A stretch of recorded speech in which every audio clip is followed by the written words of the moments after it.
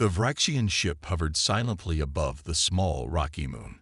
Its metal hull shimmered under the light of the distant sun. 6 Vraxians worked on the moon's surface. Their tall, slender bodies moved with care as they dug into the gray dirt.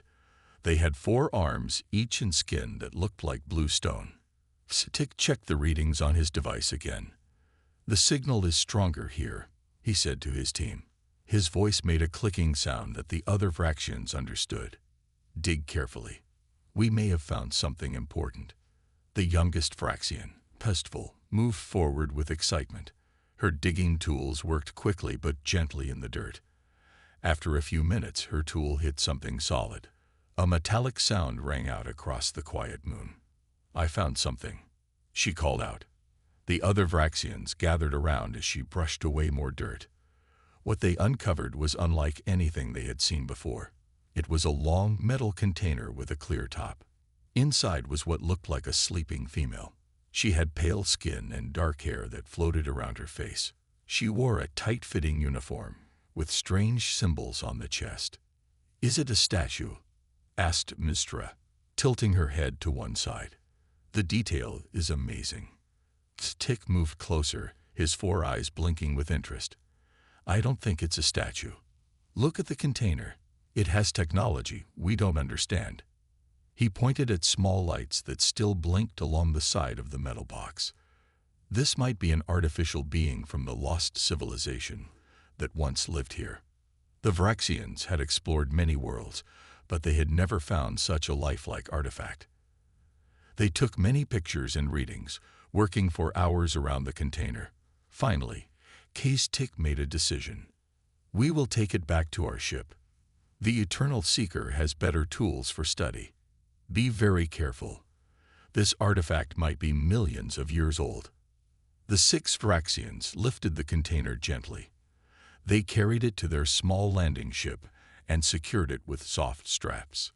As they flew back to the Eternal Seeker, Tick couldn't stop looking at the face behind the clear top. It seemed so peaceful, so real. On the big ship, they placed the container in the main science room. The other Vraxians on the ship came to look, their blue faces showing wonder and excitement. "It must be some kind of advanced technology," said the ship's captain.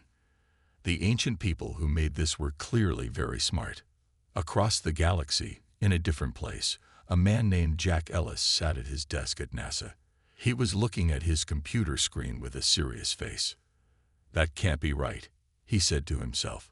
He typed quickly on his keyboard and checked the readings again. A small, blinking dot had appeared on his screen. It was a signal from space, from a mission everyone had forgotten about. Jack picked up his phone and called his boss. "Sir, we're getting a signal from the Moore mission." The voice on the phone sounded surprised. "That's impossible.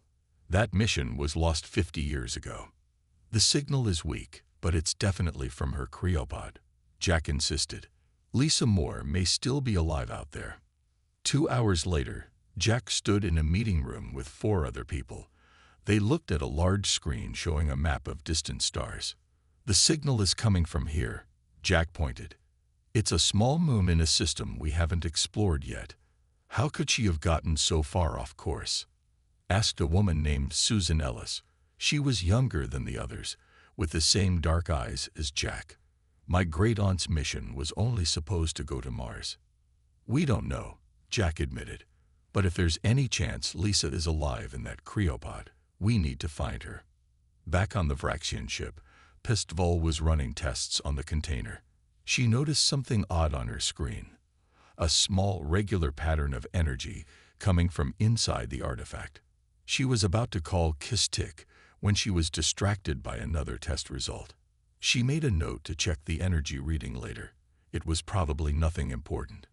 Inside the container, behind closed eyelids, something was changing. 3 days passed on the Vraxian research ship. The metal container with the human inside became the center of all activity. Vraxian scientists took turns studying it, running tests and taking pictures. Tick spent most of his time in the lab. He had never seen anything like this artifact before. The being inside looked so real that sometimes he expected it to move. "The preservation is perfect," he said to Pistol, who worked beside him. Look at how the skin still appears soft. Look at the tiny hairs on the arms. Whatever technology created this must have been very advanced. Pistol nodded, her 4 eyes focused on her scanning device. The metal box is even more interesting. It still has power after who knows how many years. And look at these readings. She showed Kistik her screen. The energy patterns keep changing slightly. Kistik leaned closer to look. That is strange. Perhaps it's some kind of self-repair system. On the other side of the room, another scientist carefully opened a small panel on the side of the container. Inside were colored wires and small blinking lights. The Vraxian took pictures and made notes but didn't touch anything. That night, when the lab was empty except for Pistol, something unusual happened. Her scanner began to beep loudly. The energy readings from the container were growing stronger. Pistol moved closer, watching her screen with all 4 eyes wide open. That's not possible, she whispered to herself. The readings looked almost like life signs, but that couldn't be right. This was just an artifact, a very realistic statue of some kind. She reached out one of her 4 hands to touch the clear top of the container. The surface was cold under her fingers. She leaned down to look more closely at the face of the being inside. And then the eyes opened. Pistol jumped back so quickly that she knocked over her equipment. The crash echoed in the quiet lab, but she couldn't look away from the container.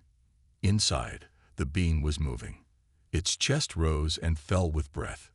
Its eyes, a deep brown color, looked around in confusion. Pistol hit the alarm button on the wall. Seconds later, the room filled with the sound of a loud bell. She backed away from the container, unable to believe what she was seeing. The artifact was alive. Inside the container, Lisa Moore felt consciousness return slowly. First came sounds, strange beeping, and a loud alarm. Then feeling returned to her body. She was cold and stiff. Finally, she could open her eyes. What she saw made no sense. Instead of the inside of her ship, she saw a strange room with equipment she didn't recognize. And standing a few feet away was something not human. It was tall and blue with 4 arms and 4 eyes that stared at her in what looked like fear. Lisa tried to sit up but hit the clear cover of her cryopod. She pushed against it with her hands. To her surprise, it opened easily. Cold air rushed out around her as she sat up for the first time in 50 years. The blue creature backed away further and made clicking sounds. More creatures like it rushed into the room. They all stopped when they saw Lisa sitting up in her pod. Lisa's training took over despite her fear and confusion. "Hello," she said in a shaky voice. "My name is Lisa Moore. I'm a human from Earth." The creatures made more clicking sounds to each other. One of them, with marks on its uniform that might show higher rank, stepped forward cautiously. Lisa tried to stand up, but her legs were too weak. She fell back into the pod with a cry of pain. The creatures watched her but didn't come closer. On the ship's bridge, the captain received the alert about the artifact. At first, he didn't believe it. An ancient technology that activates after being disturbed is not unheard of. He told his officers, "But we must be careful. This could be dangerous." He ordered security teams to the lab and told all non-essential crew to stay in their quarters. Whatever this thing was, a robot, a weapon, or something they couldn't even imagine, they needed to control the situation. Back in the lab, Lisa tried again to communicate. "Please," she said, "I need help. Where am I? Who are you?" The aliens watched her with what seemed like a mixture of fear, wonder, and scientific curiosity. To them, an artifact had just come to life. To Lisa, she had just woken up in a nightmare. Hours passed in a standoff. Lisa sat in her cryopod while the Vraxians watched her from a safe distance. They had brought in more security, and now 10 of the blue aliens stood around the lab. Some held devices that might have been weapons. Lisa's body ached. Her muscles weren't used to moving after being still for so long. Her mind raced with questions. Where was she? How long had she been asleep? What were these creatures? One of the aliens stepped forward. It wore different clothes than the others, with symbols across the chest. It held up a small device and spoke. Strange clicking sounds came out of its mouth. Lisa shook her head. "I don't understand you." The alien tilted its head and pressed something on the device it held. It spoke again, and this time a robotic voice came from the device, speaking broken English. "You, machine. You, weapon." Lisa blinked in surprise. "No, I'm a human, a person. My name is Lisa Moore. I'm from Earth." The alien spoke into the device again, and the robotic voice translated. "Earth, not known. You, alive, not artifact." "Yes, I'm alive," Lisa said slowly. "I was in cryosleep, frozen sleep for space travel. My mission," she paused, trying to remember. "My mission was to Mars. Something must have gone wrong." The translating device struggled with her words, but the alien seemed to understand some of it. It turned to the others and made rapid clicking sounds. The other aliens looked shocked. The one with the translator turned back to Lisa. "I, Mistra, communications specialist. You, far from Mars, far from Earth." Lisa felt cold fear spreading through her body. "How far? Where am I?"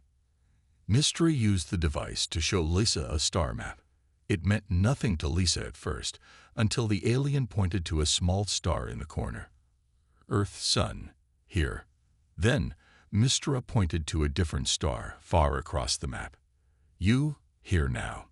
Lisa stared at the distance between the points. "That's impossible. My ship couldn't go that far." Another alien stepped forward.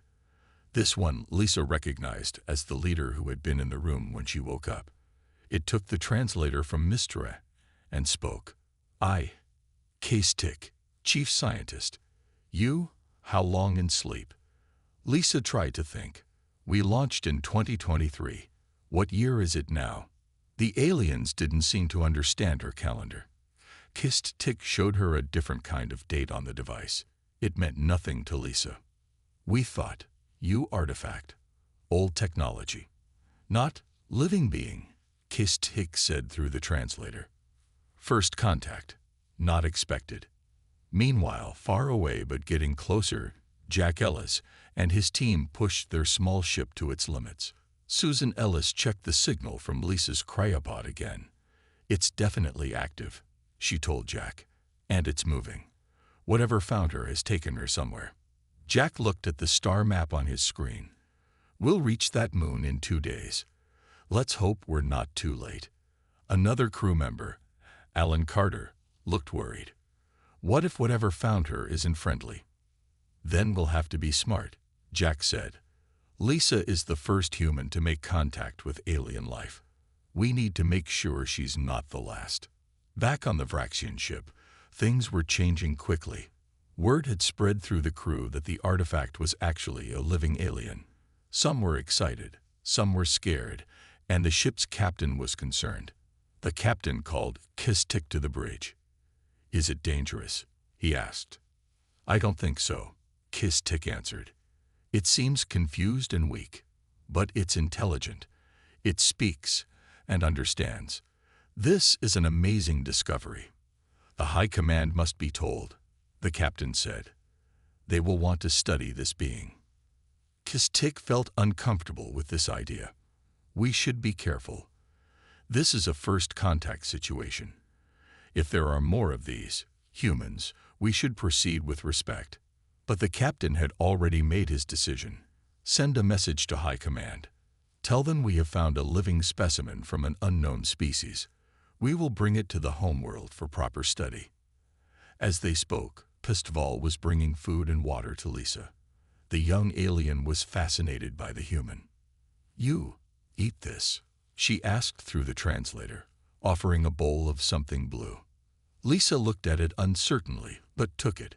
She was too hungry to refuse. "Thank you," she said. For the first time, a Vraxian and a human shared a meal together, neither knowing what the future would bring. Lisa learned fast. After 2 days on the Vraxian ship, she could walk again. Her body was getting stronger. She spent hours with Instra, learning to use the translator better. They taught each other words in their languages. "Your ship moves very fast," Lisa said, looking out a window at the stars streaking by. Mistra made the clicking sound that Lisa now knew was Vraxian laughter. "This old ship, it is one of our slowest research vessels." This surprised Lisa. The technology on the ship was far beyond anything humans had built.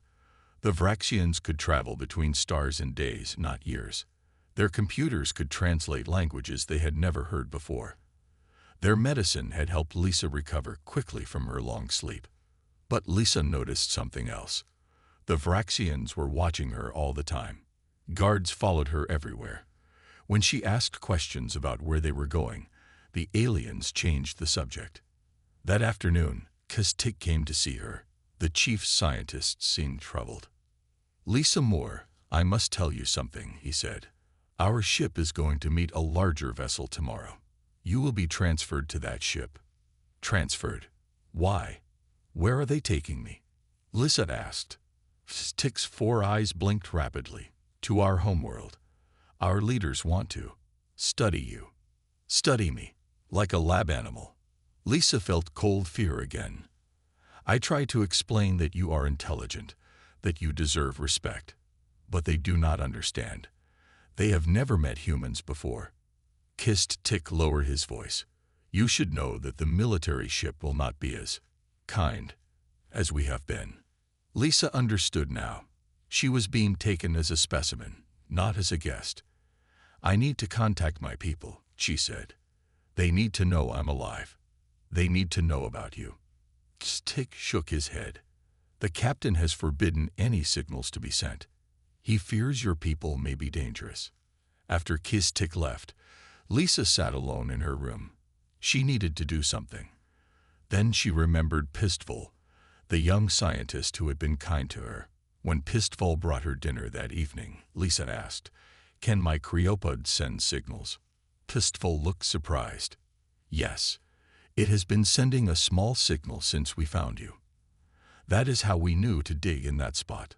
Hope filled Lisa's heart. "Can you make the signal stronger? My people might be looking for me." Pistval hesitated. "That would be against the captain's orders." "Please," Lisa said. "I don't want to be a lab animal on your world. I just want to go home." Pistval thought for a long moment. Then she nodded. "I will help you, but we must be careful." Jack Ellis looked at his screen with excitement.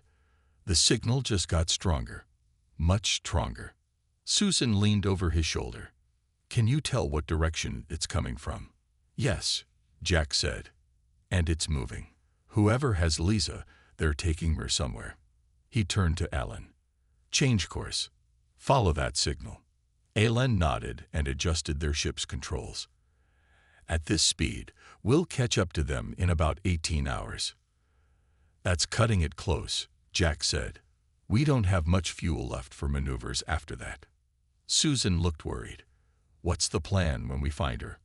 We don't know what kind of aliens have her or what their ship is like." "We'll figure it out," Jack said. "Maybe we can talk to them. If not..." He patted the small weapon at his side. "We'll get her back, one way or another." On the Vraxian ship, alarms suddenly sounded. The captain called the bridge crew together. "Our sensors have detected another ship," he said. "It's small and fast, and it's following us." "Is it one of ours?" asked the first officer. "No," the captain said. "The design is unknown. And it changed course right after our guests' signal became stronger." He looked angry. "Someone has helped the human contact its people." Pistval hurried to Lisa's room. "The captain knows. Your signal was detected, and now a ship is following us. The captain thinks it's your people." Lisa felt both hope and fear. It must be a rescue ship. "But your captain, what will he do?" "He has ordered us to increase speed," Pistval said. "We will reach the military vessel sooner now. And..." She hesitated. "He has ordered security to move you to a secure holding area." As she finished speaking, the door opened. 4 Vraxian guards stood there. "Come with us," one said through a translator. Now, Lisa looked at the 4 guards blocking her doorway. Her mind raced. She had watched the Vraxians closely for days, learning how their ship worked. Now she needed to use that knowledge. "I need to get my things," she said, pointing to her cryopod in the corner of the room. The guards looked at each other, then nodded. As Lisa walked to the pod, she pressed a hidden button on its side. The pod systems had been running for days now, and Lisa knew which buttons did what. Suddenly, all the lights in the room went out. In the darkness, Lisa moved quickly. She slipped past the confused guards and out the door. The emergency lights in the hallway gave just enough light to see. "Stop her," a guard shouted, but Lisa was already running. She remembered the map of the ship she had seen in Kistik's lab. She needed to find a communication room or a small ship to escape. As she ran, alarms sounded throughout the Vraxian vessel. Pistol heard the alarms and knew Lisa had escaped. The young Vraxian scientist hurried through the hallways, looking for the human. She found Lisa hiding in a storage room. "Lisa, the whole ship is looking for you," Pistol said. "I can't let them take me to their world." Lisa replied, "Can you help me send a message to the ship that's following us? My people need to know what's happening." Pistol thought for a moment, then nodded. "Follow me. Stay close and walk like you're my prisoner." They moved through the hallways, Pistol in front and Lisa behind, head down. When they passed other Vraxians, Pistol spoke in her language, pretending she had caught the human. They reached a small room filled with communication equipment. Pistol locked the door behind them. "Hurry," she said. "We don't have much time." On the human rescue ship, Jack and his crew prepared for contact with the alien vessel. "We're getting close," Alan said. "Another hour and we'll be within hailing distance." Suddenly, their communication system beeped. Susan rushed to the controls. "It's a message. Audio only, and the quality is poor, but it's coming from the alien ship." Jack leaned forward. "Play it." A crackling voice came through the speakers. "This is Lisa Moore. If you can hear me. I'm on a Vraxian research ship. They're taking me to their homeworld. Please respond." Jack grabbed the microphone. "Lisa, this is Jack Ellis from NASA. We hear you. We're coming for you. Are you okay?" There was a pause, then Lisa's voice again, excited now. "Jack? Oh, thank God. Yes, I'm okay. But we have a problem. The Vraxians are meeting with a military ship soon. They're going to transfer me. We'll reach you before that happens," Jack promised. "Is there anything you can do to slow them down?" As Lisa and Jack spoke, the Vraxian captain discovered the unauthorized communication. "Find them," he ordered his security team. "Shut down all communication systems." Kistik heard the order and felt torn. He respected the captain, but he had grown to respect Lisa too. He had studied humans through Lisa, learning they were not so different from Vraxians in many ways. They were curious, adaptable, and clearly intelligent. Making his decision, Kistik went to the engine room. As chief scientist, he had access to all areas of the ship. He began adjusting settings on the main power systems. "What are you doing?" asked an engineer. "Routine checks," Kistik lied. "Continue your work." Minutes later, the ship's engines sputtered and slowed. The captain's voice came over the speakers, demanding to know what was happening. Back in the communication room, Lisa and Pistol felt the ship slow down. "Someone is helping us," Pistol said in surprise. "Lisa," Jack's voice came through the speaker, "we're closing in fast now. Their ship has slowed down. We'll be there in 30 minutes. How will you get me out?" Lisa asked. "We have a plan," Jack said. "Just be ready." The door to the communication room suddenly shook as someone tried to open it. The lock wouldn't hold for long. "They found us," Pistol said, fear in her voice. Lisa looked around the room for anything that could help them. On a shelf, She saw devices that looked like the translator she had been using, but more advanced. "Is there another way out of this room?" she asked. Tistful pointed to a maintenance hatch in the ceiling. "That leads to the service tunnels. But where will you go?" "We will go to the docking bay," Lisa said, grabbing two of the translators. "My friends will need somewhere to land." Lisa and Pistol crawled through the narrow service tunnels of the Vraxian ship. They could hear alarms and voices below them. The whole ship was looking for them now. "This way," Pistol whispered, leading Lisa through the maze of metal passages. "The docking bay is just ahead." They reached a grate in the floor of the tunnel. Looking down, Lisa could see a large room with several small ships. Vraxian guards stood at the main doors, but they weren't looking up. "We need to get to that control panel," Pistol said, pointing to a station near the outer doors. "I can open the bay doors from there when your friends arrive." Carefully, they removed the grate and dropped down behind a stack of containers. The guards didn't notice them. They crouched low and moved from one hiding spot to another, making their way toward the control panel. On the bridge, the captain was furious. "The engines are working at half power, communications are disrupted, and we have a human loose on my ship," he shouted. "Find her now." Tick stood quietly to one side. No one suspected that he had caused the engine problems. He looked at the ship's scanners and saw the small human vessel approaching fast. "Captain," he said carefully, "perhaps we should try talking to the human ship.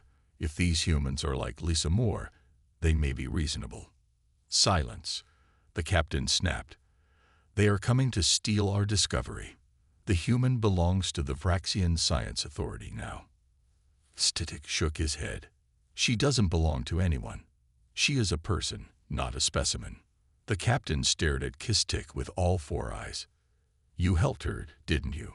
Before Kistik could answer, an officer called out, "Captain, the human ship will reach us in 5 minutes."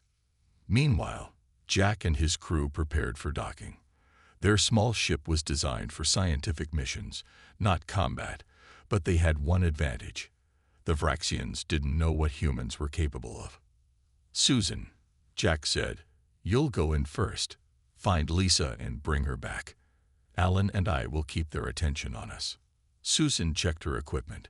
She had a small laser cutter, a medical kit, and a tablet with translation software. "Ready," she said. "Remember," Jack said, "we're not here to fight. Just get Lisa and get out." Their ship approached the larger Vraxian vessel. Jack opened a communication channel. "Vraxian ship, this is Captain Jack Ellis of Earth. We have come for Lisa Moore.